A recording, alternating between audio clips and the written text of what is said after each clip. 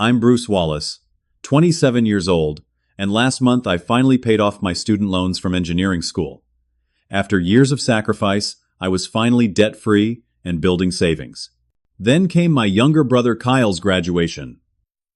My parents organized an extravagant celebration where they gifted him a brand new luxury car. When my turn came, they handed me an envelope with a smile. Inside wasn't a card. It was a bill for $42,000 of their debt. Before I tell you how my own family tried to bankrupt me at 27, let me know where you're watching from and hit that subscribe button if you've ever felt betrayed by the people who should love you most. Growing up in suburban Boston, I was always the responsible one. Our neighborhood was decent, not wealthy, but comfortable enough. My parents, Michael and Linda Wallace, both worked steady jobs, dad as a sales manager at an office supply company, and mom as an administrator at the local community college. From the outside, we looked like the perfect American family. 2 parents, 2 sons, a modest colonial house with a small backyard and a golden retriever named Cooper. But appearances can be deceiving. From as early as I can remember, I took on responsibilities. At 11, I started my first paper route, waking up at 5 in the morning to deliver newspapers before school. By 14, I was mowing lawns all summer, saving most of what I earned. My parents always emphasized the importance of financial independence, at least to me. "Bruce, you need to learn the value of $1, my father would say, while simultaneously buying whatever my younger brother Kyle wanted. Kyle is 4 years younger than me, and from the moment he was born, he was the golden child.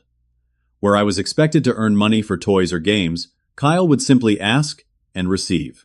When I needed new clothes for school, we'd shop at discount stores. Kyle got designer brands.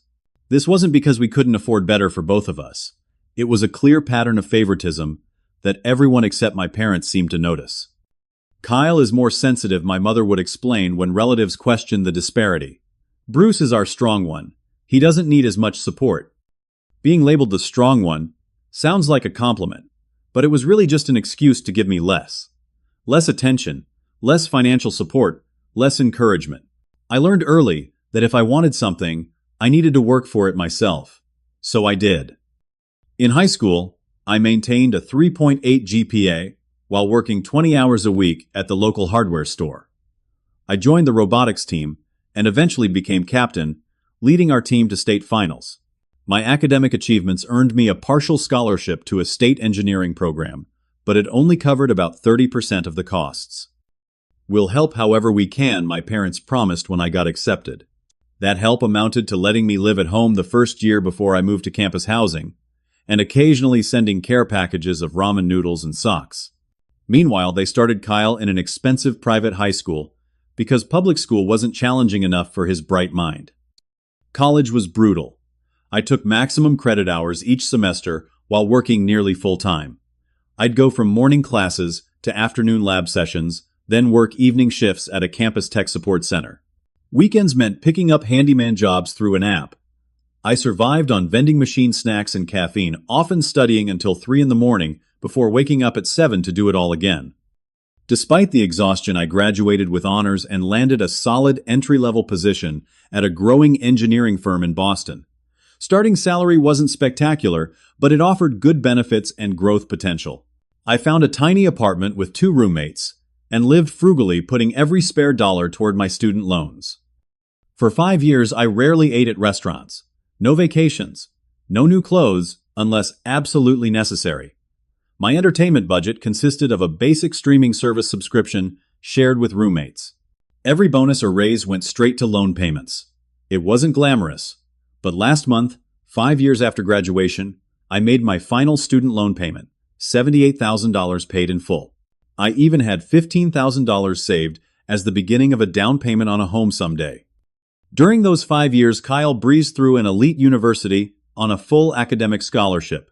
He studied business and marketing, joining fraternities and taking spring break trips to Cancun. Don't get me wrong, Kyle is smart. He deserved his scholarship. But he never had to work during school because my parents covered all his living expenses, his car insurance, his phone bill, everything. He graduated with 0 debt and plenty of connections through my parents' friends.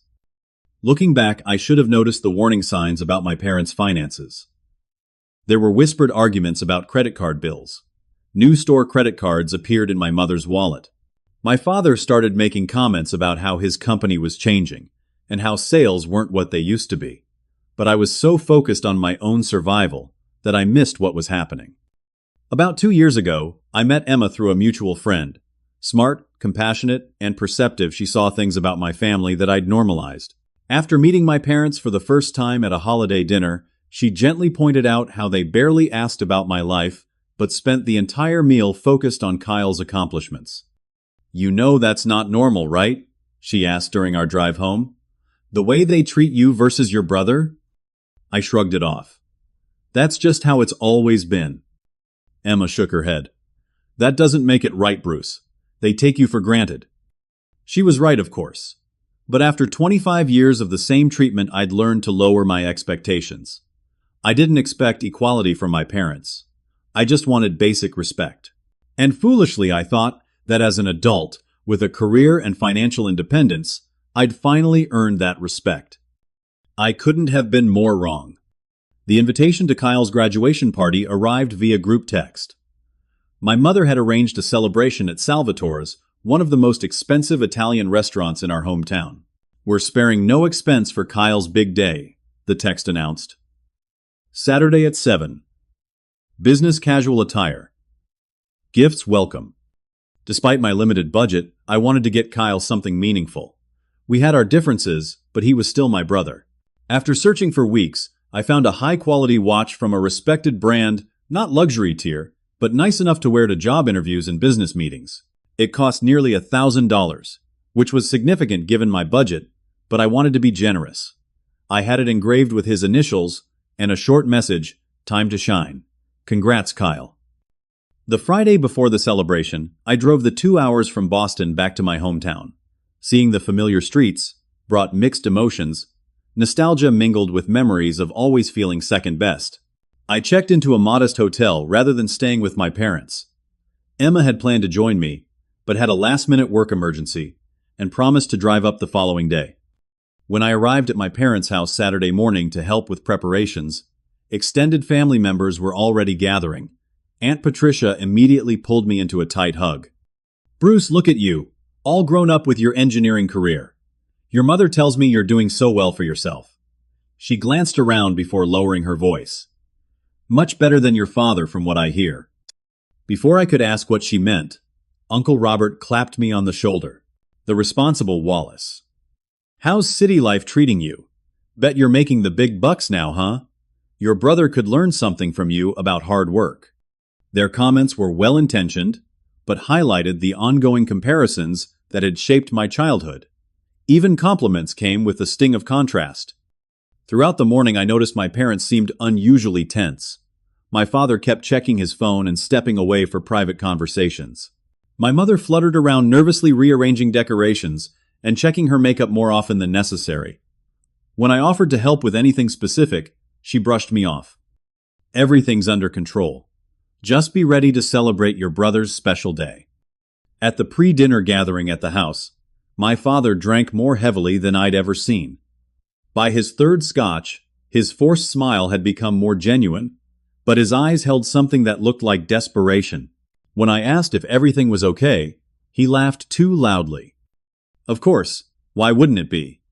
My younger son just graduated with honors, and my older son is a successful engineer. The Wallace men are unstoppable. Meanwhile, my mother kept making odd comments about everything working out perfectly and how the universe provides when you need it most. Every time someone mentioned finances, like my cousin asking about the cost of the restaurant, my mother would quickly change the subject. While helping bring drinks from the kitchen, I ran into my childhood friend Jackson, whose parents were friends with mine. He'd become a financial advisor at a local bank and had moved back to our hometown after college. "Good to see you, man," he said, giving me a quick hug. Then glancing around to make sure we were alone, he added, "Hey, have your parents mentioned anything about their finances to you?"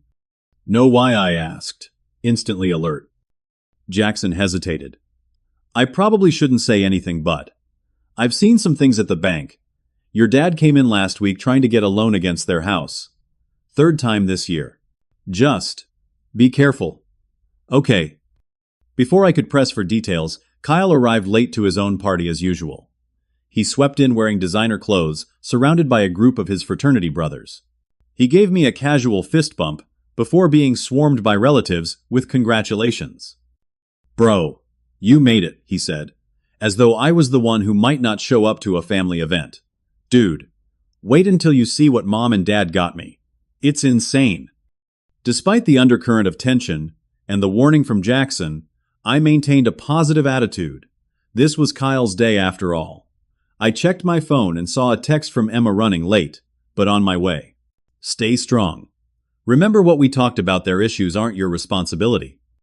I took a deep breath and tried to believe that this celebration might actually bring our family closer. Maybe seeing both their sons as successful adults would help my parents finally treat us as equals. Maybe this was the beginning of a healthier family dynamic. I couldn't have been more wrong. After drinks and appetizers at the house, everyone caravanned to Salvatore's for dinner. The restaurant had reserved their largest private room for our party of 30 immediate family relatives and Kyle's closest friends. Crystal chandeliers hung from coffered ceilings and waiters, in formal attire, circulated with trays of champagne. I estimated the dinner alone must be costing thousands. Just as we finished our main courses, my father clinked his glass and stood. "Before dessert, we have a special surprise for the graduate. Everyone please follow us to the parking lot." The entire party filed outside, where my father led us to a section cordoned off with a large red bow. With theatrical flourish, he pulled a key fob from his pocket and pressed a button. The lights flashed on a brand new BMW 5 Series sedan, glossy black, with custom rims and tinted windows. "For our graduate," my father announced proudly, as gasps rippled through the crowd. "Kyle, you've made us so proud. You deserve nothing but the best for your journey forward." My mother handed Kyle the keys with tears in her eyes. "We know you'll go far, sweetheart." Kyle's reaction was exactly what you'd expect from a 23-year-old receiving a luxury vehicle. He literally jumped up and down before hugging our parents and rushing to the driver's seat. I estimated the car must have cost at least $60,000, possibly much more with the custom features. I felt a complex mix of emotions. Genuine happiness for my brother, yes, but also a twinge of hurt, remembering how after my graduation, they'd given me a $100 gift card to a department store. There was also confusion. How could they afford this? My father's company had been downsizing, and they'd complained about property taxes just months earlier. When I casually asked my mother about the expense, while everyone admired the car, she waved dismissively. "We've been planning this for years, Bruce. We have our ways." She patted my arm. "Don't worry your practical mind about it." Kyle took his fraternity brothers for a joyride, spinning out of the parking lot with music blaring. I stood awkwardly with the remaining guests, many of whom seemed as surprised by the extravagance as I was. My Aunt Catherine, always the most financially prudent of the family, sidled up to me. "That's quite a gift," she murmured, "especially given your father's situation." "What situation?" I asked. She looked surprised. "You don't know? I thought surely they would have told you. Robert heard from his golf buddy that your father was laid off 3 months ago. Severance package is almost gone." She frowned at the empty parking space where the BMW had been. "This isn't adding up." Before I could process this information, I overheard my parents arguing near the restaurant entrance. Moving closer under the pretense of taking a phone call, I caught fragments of their heated whispers. "The card was declined."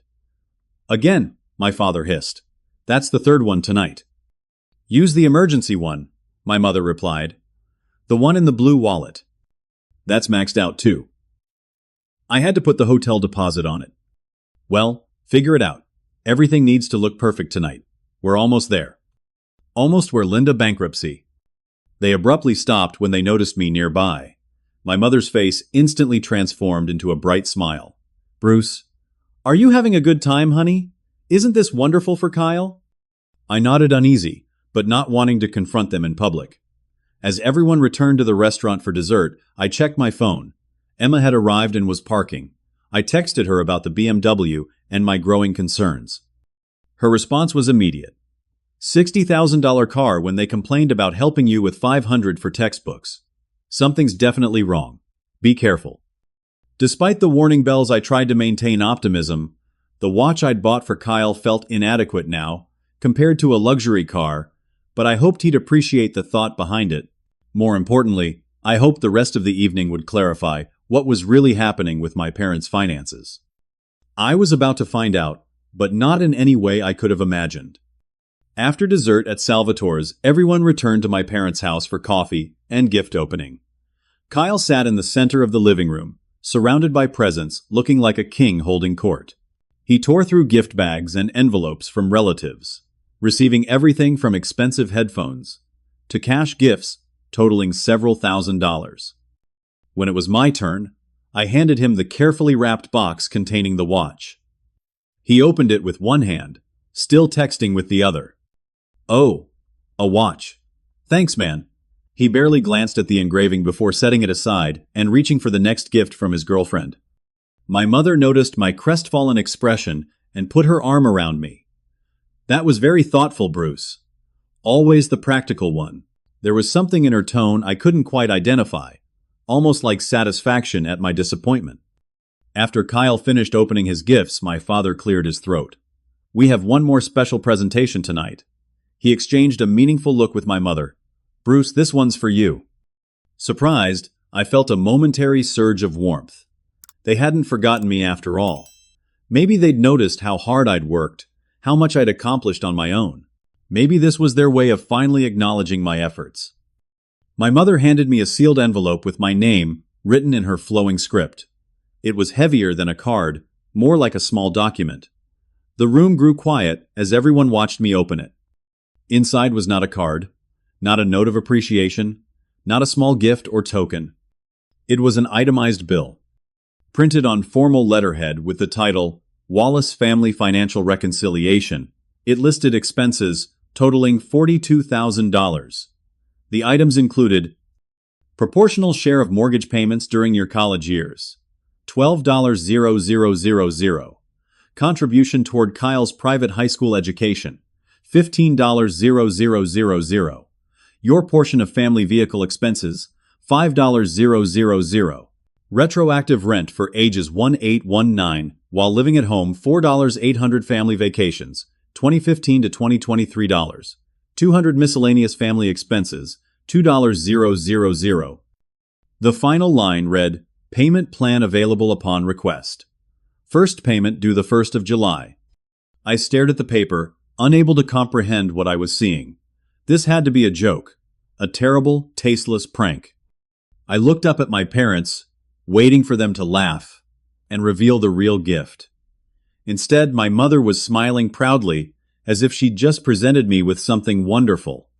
"We thought long and hard about what you needed most," she said, her voice sugary, sweet. "And we realized that what you need is the opportunity to give back to your family." "It's only fair," my father added, clapping my shoulder. "We've invested so much in both our boys, but Kyle needed more support in his formative years. Now that you're financially stable with your engineering career, it's time to balance the scales." The room had gone deathly quiet. I looked around at the faces of relatives. Some confused, some embarrassed, some deliberately looking away. Kyle was scrolling through his phone, oblivious, or pretending to be. I felt physically ill. The room seemed to tilt sideways as blood rushed to my head. My hands began to shake. This is a joke, right?" My voice sounded distant, like it belonged to someone else. "Of course not, honey," my mother said, still smiling. "We've kept careful records. These are real expenses that we covered for you. It's time for you to step up." "Step up," I repeated, my shock turning to anger. "I put myself through college. I worked 30-hour weeks while taking full course loads. I lived on ramen and coffee for years while you were sending Kyle on spring break trips." My father's expression hardened. "Now, Bruce, don't make this about your brother. This isn't about comparing. This is about family responsibility." Family responsibility. I stood up, the bill crumpling in my grip. "You bought him a BMW today, a $60,000 car. We always knew you'd be successful enough to help us," my mother said, her smile finally faltering. "You're the reliable one, the strong one." "We're family," my father added, as if that explained everything. "Family takes care of each other." "When have you ever taken care of me?" The words burst out before I could stop them. The room fell into uncomfortable silence. Then my mother's face crumpled into tears. Not from remorse, but from indignation. How can you say that we gave you everything? Kyle finally looked up from his phone. Dude, chill out. It's not that big a deal. Just help them out. I turned to him in disbelief. They just bought you a luxury car. They paid for your private high school. They covered all your living expenses through college. And now they're billing me for it. He shrugged. They invested in me because I needed it. You were always fine on your own. That's when it hit me, the full realization of how my family saw me. Not as a son or brother who deserved equal love and support, but as a resource to be tapped when needed. A safety net for their financial irresponsibility. My Aunt Catherine approached, placing a gentle hand on my arm. Michael, Linda, this isn't right. You can't spring this on Bruce like this. My father glared at her. Stay out of this, Catherine. It's family business. I am family, she responded firmly. And what you're doing is wrong. Kyle stood up, keys jingling in his hand. This is getting weird. I'm going to take the BMW for another spin. Brad, Justin, you coming? As he and his friends left, I confronted my parents directly. Tell me the truth. Are you in financial trouble? Their expressions confirmed what I already suspected. After a long pause, my father sighed heavily. We've had some challenges. My position was eliminated. The severance is almost gone. There are credit card bills. He straightened his shoulders. But that's not why we're asking. This is about fairness. Fairness. I laughed bitterly. You've never treated me fairly a day in my life. That's not true, my mother protested. We always knew you could handle more. You're stronger than Kyle. So, I get punished for being responsible, while he gets rewarded for needing constant support. It's not punishment, my father insisted. It's an opportunity to contribute to your family's well-being. I looked down at the bill again, noticing for the first time that some of the dates didn't make sense. The vacation charges included trips I hadn't even attended because I was working summer jobs. Did you even try to make these numbers accurate? Or did you just make them up? My mother's expression hardened. We estimated based on what seemed fair. Fair, I repeated the word, tasting bitter in my mouth. You keep using that word. I don't think it means what you think it means. Emma arrived just then, taking in the tense scene with one glance. She moved immediately to my side, her hand finding mine. What's happening? She asked quietly. I handed her the bill wordlessly. Her eyes widened as she scanned it, then narrowed dangerously as she looked at my parents. You can't be serious, she said, her voice level but cold. This is emotional extortion. This doesn't concern you, my father said dismissively. It absolutely concerns me, Emma replied. Bruce is my partner, and you're trying to saddle him with your debts under the guise of family obligation. My mother turned to me, ignoring Emma completely. Bruce, we expected better from you. After everything we've done. And that's when I finally saw the truth with complete clarity. This wasn't about family, or fairness, or even money, really. It was about control, about keeping me obligated and tethered to their dysfunction. I folded the bill carefully and placed it on the coffee table. I'm not paying this, not 1 cent. You would abandon your family when we need you. My mother's voice trembled with manufactured hurt. You abandoned me long ago, I replied, surprising myself with how calm I felt. You just never admitted it until tonight. As Emma and I walked toward the door, my father called after me. Don't walk away from this, Bruce. Family is all you have in the end. I stopped and turned. No, Dad. Family should be people who love and support you no matter what, who celebrate your successes instead of trying to profit from them. That's not what you've shown me tonight. We left to the sound of my mother's sobs and my father's angry protests. In the car, Emma held my hand as I stared silently ahead, trying to process the complete implosion of what I'd always thought or hoped my family could be. What now? She asked gently. I don't know, I admitted. But I know I can't go back to pretending everything's normal. What I didn't realize then was that the worst was yet to come. I barely slept that night in my hotel room. Every time I closed my eyes, I saw the itemized bill and my mother's smiling face as she handed it to me. Around 3 in the morning, a disturbing thought jolted me. Fully awake, if they were desperate enough to bill their own son, what else might they have done? I opened my laptop and logged into my credit monitoring service, something I'd maintained vigilantly since college. There it was 4 credit inquiries in the past month from banks I'd never contacted. And worse, a newly opened credit card account I hadn't applied for. My heart pounding, I called the 24-hour number on the credit monitoring site. After verifying my identity, the representative confirmed my fears. Yes, Mr. Wallace. A Capital One Venture card was opened in your name 3 weeks ago. The address on file is in. She named my parents' address. I never applied for that card, I said, my mouth dry. Sir, are you saying this is fraudulent? Yes, I am. The representative walked me through placing a credit freeze and filing a fraud alert. I hung up feeling numb. My own parents had committed identity theft against me. When morning came, I drove back to my parents' house, determined to confront them directly. I found them in the kitchen, my mother making pancakes, as if nothing had happened. My father reading the newspaper. Bruce, my mother brightened. I knew you'd come around. Pancakes.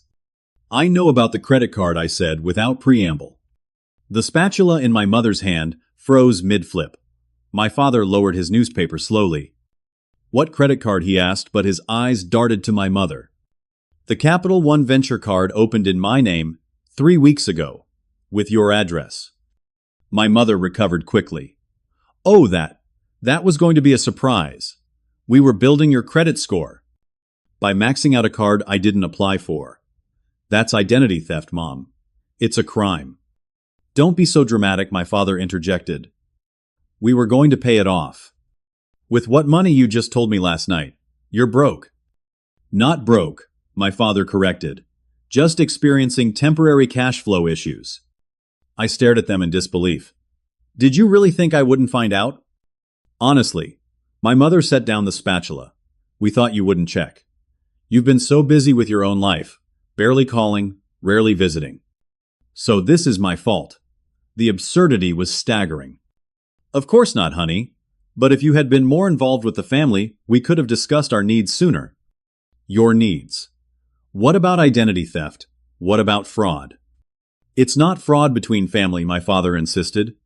We just needed a bridge loan until things stabilize.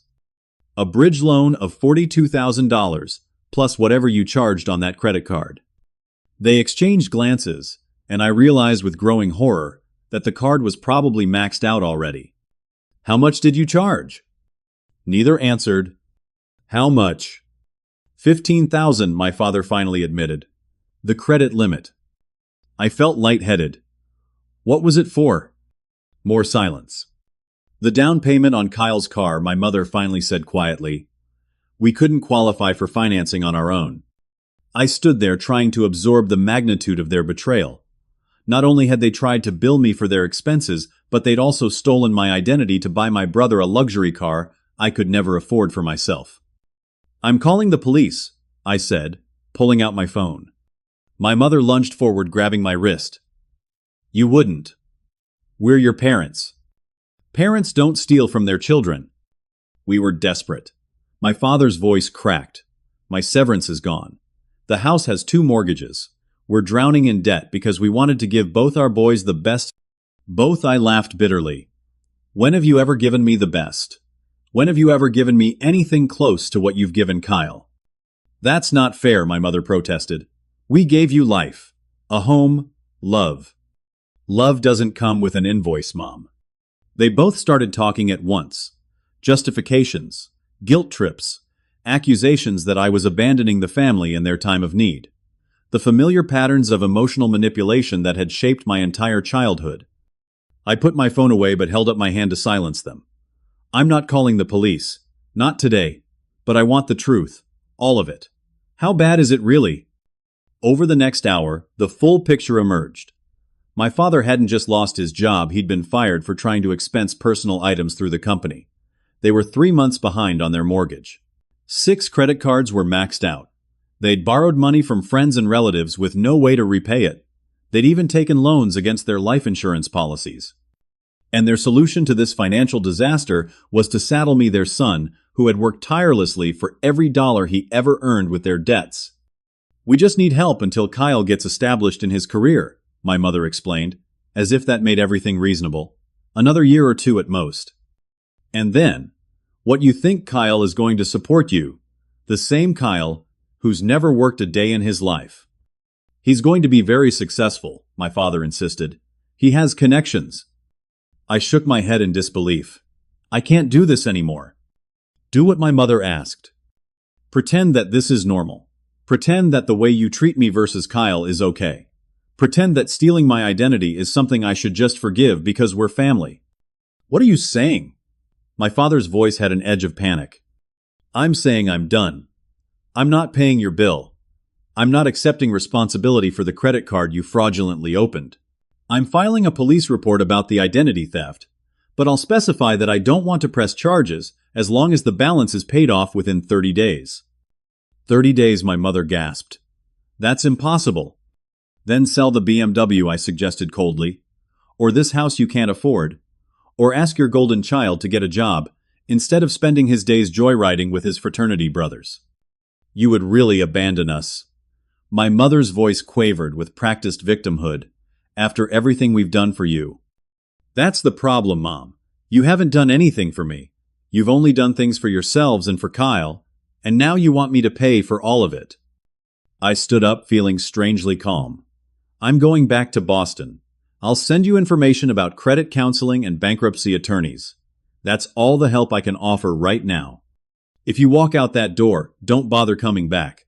My father shouted, his face red with anger. I paused at the threshold. "Is that supposed to be a threat? You just gave me an itemized bill for my childhood and stole my identity? Why would I want to come back?" My mother began crying dramatically. "You're breaking my heart, Bruce. After all, my sacrifices." "What sacrifices, Mom? Name one thing you sacrificed for me that you didn't do tenfold for Kyle." Her silence was the only answer I needed. I went upstairs to my old bedroom and packed the few personal items I'd left there over the years. Old yearbooks, a few trophies, photographs.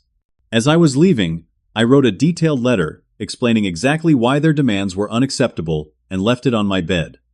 Emma was waiting at her parents' house when I arrived. One look at my face told her everything she needed to know. "It's worse than we thought, isn't it?" she asked as she held me. I nodded, too emotionally exhausted to speak. Her parents, who had always treated me with more genuine care than my own, immediately offered their guest house for as long as I needed.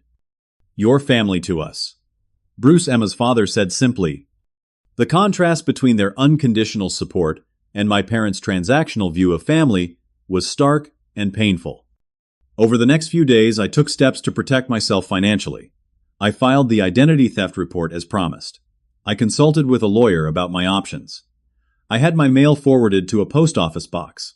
I changed all my passwords and security questions, many of which had been answers my parents would know. The hardest step was filing a report with the credit bureaus indicating that the Capital One card had been fraudulently opened using my information. I knew this could potentially lead to criminal charges against my parents if the credit card company pursued it, but I couldn't leave a $15,000 debt on my credit report. I called Kyle once during this time, hoping he might show some understanding. Instead, he berated me for abandoning the family and being selfish. "They gave everything for us, bro," he insisted. "The least you could do is help them out now." "Did they tell you they stole my identity to buy your car?" I asked. A telling pause. "They didn't steal anything. They were just trying to help the family by committing fraud." "It's only fraud if you press charges," he countered, confirming he knew exactly what they'd done. "Which would be a real dick move against your own parents." I hung up, recognizing that Kyle was as deep in the dysfunction as they were. A week after the disastrous graduation party, I returned to my apartment in Boston and tried to resume some semblance of normal life. Emma stayed with me, often concerned about my emotional state. My roommates, sensing something was wrong, gave me space. At work, I threw myself into projects, staying late and coming in early. My boss noticed and called me into his office. "Everything okay, Bruce? You've been working like you're trying to outrun something." Something in his concerned expression broke through my carefully constructed composure. I found myself telling him the whole story: the years of disparity, the graduation party betrayal, the identity theft. To my surprise, he listened with genuine empathy. When I finished, he shook his head. "My brother was the golden child too," he said quietly. "Not to this extreme, but I recognize the pattern. Take whatever time you need, your job is secure." His understanding meant more than he could know. The next day, I received a letter from my parents' address. Inside was a check for $1,000, a fraction of what they owed, with a note saying, "First installment on the credit card. That's all we can manage right now." No apology, no acknowledgement of the harm they'd caused. Just a token payment that wouldn't even cover the interest accruing on the fraudulent debt. I tore up the check and blocked their numbers on my phone. It was time to rebuild my life without them in it. The first week of complete separation from my family was surprisingly peaceful.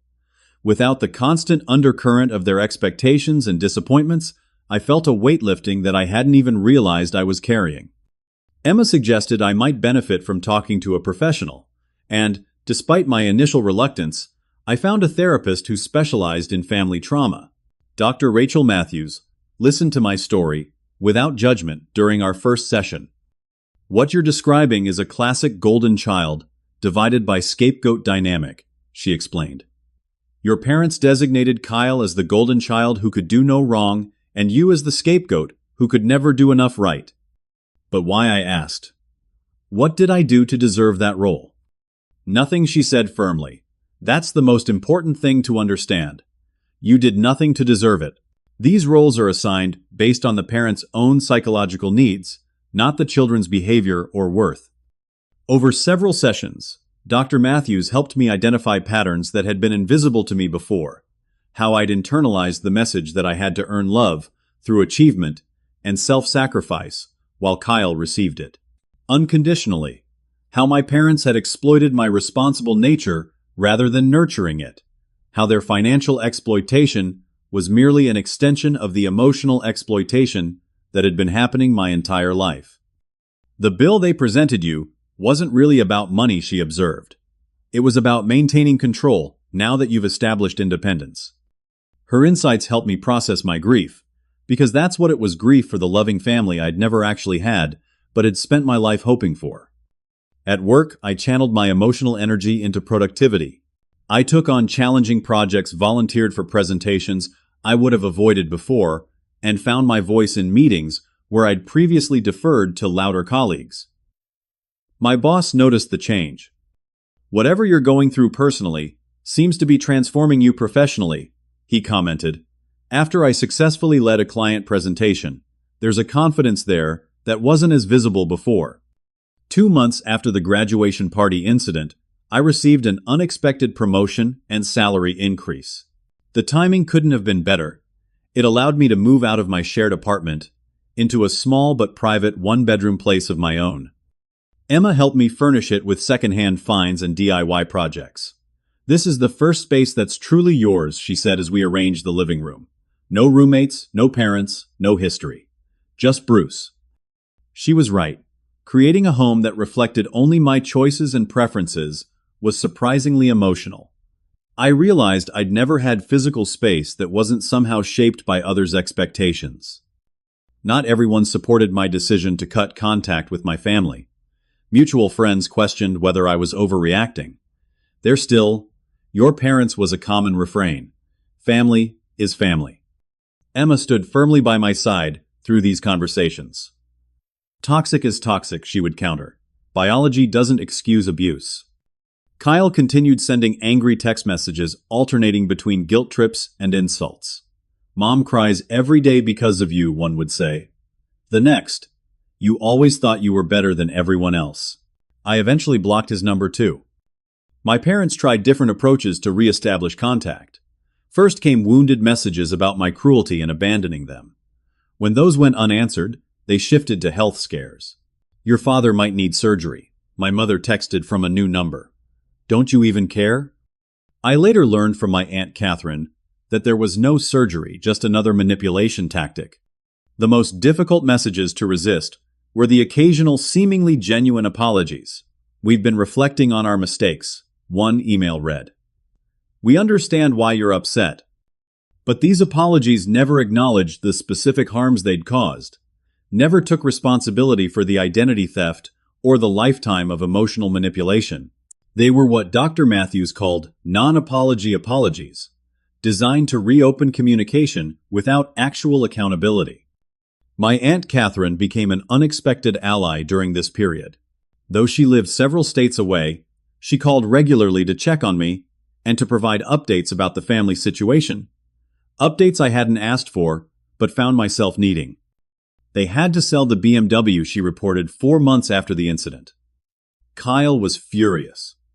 Apparently, he'd already promised it as collateral for some business venture with his fraternity brothers. "What kind of business?" I asked, curious despite myself. "Some cryptocurrency thing. Sounds like a pyramid scheme to me, but what do I know?" She sighed. "Your brother had to get a job at the mall. He's telling everyone it's a temporary setback." I felt no satisfaction at their financial struggles, only sadness that it had come to this. Meanwhile, my own life was improving in ways I hadn't anticipated. Without the emotional drain of my family's dysfunction, I had energy for new friendships, hobbies I'd set aside years ago, and deepening my relationship with Emma. 6 months after the graduation party, I asked Emma to move in with me. We found a larger apartment together, still modest, by most standards, but comfortable and entirely ours. The night we finished unpacking, she handed me a small wrapped box. "What's this for?" I asked, surprised. "For building a life on your terms," she said simply. Inside was a keychain engraved with the words, "Family is what we create, not what we're born into." I looked up at her, overcome with emotion. "Thank you for understanding. Thank you for showing me what courage looks like," she replied. That night, as Emma slept beside me, I reflected on how much had changed in 6 months.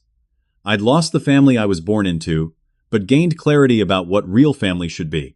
I'd experienced betrayal, but also discovered authentic support from unexpected sources.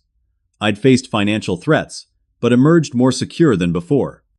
I was building something new, a life defined by mutual respect and genuine care, rather than obligation and exploitation.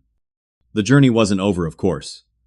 There were still difficult days when I questioned my decision or felt the absence of what should have been. There were still flying monkeys, relatives, or old family friends who would contact me with messages like, "Your parents have really changed," or "Don't you think it's time to forgive?" I'd learned to respond with a simple question. Have they acknowledged stealing my identity and trying to saddle me with their debts? The uncomfortable silence that followed was always answer enough. The first holiday season without family contact was both liberating and strange. Emma and I decided to volunteer at a community dinner on Thanksgiving, rather than accepting her parents' invitation.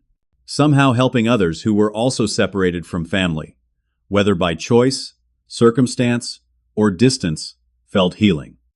For Christmas, we took a modest trip to a cabin in Vermont, my first actual vacation in years. Sitting by the fire watching snow fall outside the window, I realized I was happy. Not the conditional achievement-based happiness I'd been chasing my whole life, but a quiet, steady contentment that came from living authentically. My phone buzzed with a text message from an unknown number. I almost didn't check it, assuming it was another attempt from my parents, but it was from Kyle, using yet another new number to bypass my blocks. "Need to talk. Not about them. About me. Please." I showed Emma the message, unsure how to respond. "It could be another manipulation," she cautioned. "But people can change. The question is whether you're ready to risk finding out." I considered my brother caught in our parents' dysfunction, but also complicit in it. I wasn't ready to reopen those wounds yet. "Not now," I replied to his text. "Maybe someday." I turned off my phone and returned to the present moment, the warmth of the fire, Emma's hand in mine, and the freedom of choosing my own path forward. Nearly 6 weeks after the holidays, my phone began ringing with calls from unknown numbers 3, 4, sometimes 5 times a day. I let them go to voicemail, assuming they were telemarketers or scammers. When I finally checked the messages, I was startled to hear my mother's voice more frantic than I'd ever heard it. "Bruce, please call us back. It's an emergency. We need you. Please." It was all just a misunderstanding. My father's voice on another message, "Son, I know we made mistakes, but this is serious. We're about to lose everything." There were similar messages from Kyle from relatives. I barely knew even from my parents' neighbors. Something was clearly happening, but after months of manipulation tactics, I was skeptical of any claimed emergency. I called my Aunt Catherine, the only family member whose perspective I still trusted. "It's real this time," she confirmed grimly. "They're being evicted next week. The bank foreclosed on the house 3 months ago, and they've exhausted all their appeals. They've been telling everyone, you abandoned them, in their time of need. But I've been setting the record straight." "What about Kyle?" I asked. "Living with a friend from what I hear. Lost his mall job for not showing up. Still talking about cryptocurrency millions that are just around the corner." She hesitated. "Bruce, I'm not saying you need to swoop in and save them. They created this mess. But I thought you should know what's happening." I thanked her and sat for a long time thinking. I had established firm boundaries for good reasons. Getting pulled back into their chaos would undo months of healing. But completely ignoring their genuine crisis didn't feel right either. After discussing it with Emma and Dr. Matthews, I decided to offer limited assistance information and guidance, not money or housing. I texted my mother that I would meet them once in a public place to discuss their options. 2 days later, I was sitting in a coffee shop when my parents walked in. The change in them was shocking. My father had aged a decade in 7 months. My mother's carefully maintained appearance had given way to visible stress and hasty grooming. They looked small, somehow diminished by reality, finally catching up to their facades. They rushed toward me with outstretched arms, but I raised a hand to stop the performative embrace. "Let's sit down and talk," I said firmly. Once seated, they immediately launched into a barrage of explanations, justifications, and thinly veiled blame. "We've been through hell, Bruce." My mother began, tears already forming. "The bank wouldn't work with us at all. After 30 years of payments." "The economy's brutal right now," my father added. "No one's hiring at my level. Age discrimination is Wooded Island." I listened silently until they ran out of steam. Then I asked the question they were avoiding, "What's your plan?" They exchanged uncertain glances. "Well," my father hesitated, "we were hoping you might." "I'm not providing housing or money," I stated clearly. "That's not why I'm here." "Then why did you come?" My mother's tone shifted instantly, from pleading to bitter. "To give you information that might actually help, if you're willing to listen." I placed a folder on the table containing resources I'd researched, contact information for legitimate credit counseling services, bankruptcy attorneys, who offered free consultations, local job placement programs for seniors, and affordable housing options. "These are people and organizations that can provide real assistance," I explained. "But you have to be honest with them about your situation. No more hiding or pretending." My father leafed through the materials with a frown. "Bankruptcy housing assistance. We're not charity cases, Bruce. No, you're people who made poor financial decisions and now need help. There's no shame in that. The shame is in refusing help because it doesn't come packaged the way you want it. We wouldn't be in this position if you had just helped us," when we asked, my mother sniffed. I took a deep breath, reminding myself that their perspective was unlikely to change in one conversation. "What you asked for wasn't help. It was exploitation. You wanted me to take responsibility for debts I didn't incur, for benefits I never received. We gave you life." My mother's voice rose, drawing glances from nearby tables. "And that doesn't come with a price tag," I replied calmly. "Children don't owe their parents for raising them. That was your choice and your responsibility." My father's anger deflated, suddenly replaced by what looked like genuine despair. "We really are losing everything, Bruce. The house, the cars, our credit, our reputation, everything." For the first time, I felt a flicker of compassion without the usual accompanying guilt. "I know, and I'm sorry you're going through that, but I can't fix it for you." "What about family loyalty?" my mother demanded. "Loyalty goes both ways, Mom. When did you ever show loyalty to me? When did you ever put my needs first? When did you ever protect me the way parents should protect their children? They had no answer. We sat in silence for several minutes. Finally, my father spoke in a different tone, quieter, without the defensive edge. We did always favor Kyle. I can see that now. We thought he needed more attention, more support. You were always so capable, so self-sufficient. I became self-sufficient because I had to, I pointed out. Not because it was my nature. He nodded slowly. Maybe so. My mother was less willing to acknowledge any wrongdoing. We did our best with what we knew. Parents don't get instruction manuals. Most parents don't commit identity theft against their children, I noted. She flushed with what might have been shame or might have been anger. It was hard to tell with her. What do you want from us, Bruce, groveling, public humiliation? Will that make you happy? I don't want anything from you. That's what you don't understand. I'm here because despite everything, I don't want to see you homeless. I'm offering information that could help you rebuild. Whether you use it is up to you. As our awkward meeting concluded, I made my position clear. I would maintain limited contact, but with firm boundaries. No financial support, no moving in together, no taking responsibility for their debts. They could call once a week if they wanted to rebuild a relationship based on mutual respect rather than exploitation. And the credit card, my father asked hesitantly. I've already resolved that with the company. They agreed not to press charges based on my statement that you opened it without malicious intent. The debt has been removed from my credit report, but the company may still pursue you for payment. They seemed surprised by this small mercy, that I had found a way to protect myself without necessarily destroying them in the process. As they prepared to leave, my mother asked, "Have you spoken to Kyle?" He texted around Christmas. I wasn't ready to respond then. He's struggling too, she said. Different than us, but struggling. I nodded, neither committing to contacting him nor refusing outright. One boundary reconstruction at a time seemed prudent. In the months that followed, my parents did make use of some of the resources I'd provided. They filed for bankruptcy, moved into a small apartment, and my father found part-time work at a hardware store, ironically similar to the job I'd held in high school while they were focused on Kyle's extracurricular activities. Our weekly phone calls were strained, at first filled with awkward pauses and occasional relapses into their old patterns of guilt-tripping. But gradually, something shifted. Without the ability to extract resources from me, they slowly began to relate to me as an actual person rather than a utility.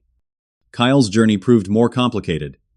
3 months after my coffee shop meeting with our parents, he called me from a number I didn't recognize.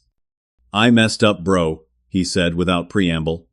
Lost everything on a crypto investment, got evicted, sleeping on a buddy's couch.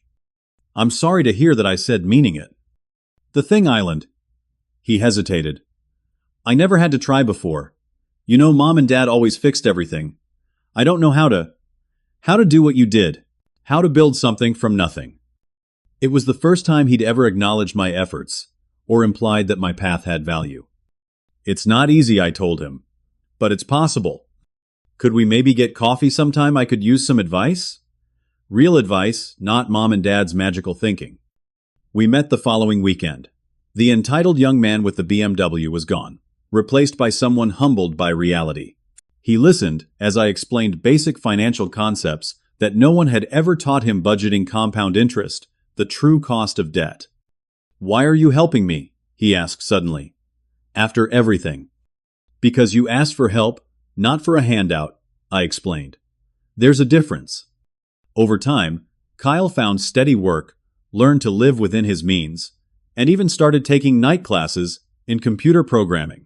Our relationship would never be the one I'd wanted as a child, but it was evolving into something more authentic than I'd thought possible. As for Emma and me, the trials strengthened rather than weakened our bond. A year after the graduation party incident, I proposed on a weekend hiking trip, no extravagance, just a simple question asked with absolute certainty. Her yes was equally certain. We planned a small, intimate wedding that reflected our values rather than societal expectations. When the question of inviting my parents arose, I decided to include them, but with clear parameters about their roles and behavior. They're part of your story, Emma observed. Not including them would be about fear. Including them on your terms is about strength. She was right, as she so often was. The most profound change wasn't in my family relationships, though. It was in how I defined family altogether. Blood connections mattered less than chosen connections. Obligation had been replaced by genuine desire to connect. Transactions had given way to gifts freely given and gratefully received. I still maintained firm financial boundaries with my parents and Kyle. I still worked with Dr. Matthews to process lingering emotions about my childhood. I still occasionally felt twinges of the old programming that equated my worth with my utility. But those moments grew fewer and further between, as I built a life based on mutual respect, authentic care, and the radical notion that love shouldn't come with an invoice. If you've ever been treated as the family ATM, or felt that your worth was measured by what you could provide rather than who you are, know that you're not alone. Setting boundaries isn't selfish. It's essential for your well-being and for creating healthy relationships. Have you ever had to establish difficult boundaries with family members? Share your experience in the comments below. And if this story resonated with you, please hit that like button and subscribe for more real-life stories about finding freedom from toxic family dynamics. Thank you for listening. And remember, true family supports your growth rather than exploiting your success.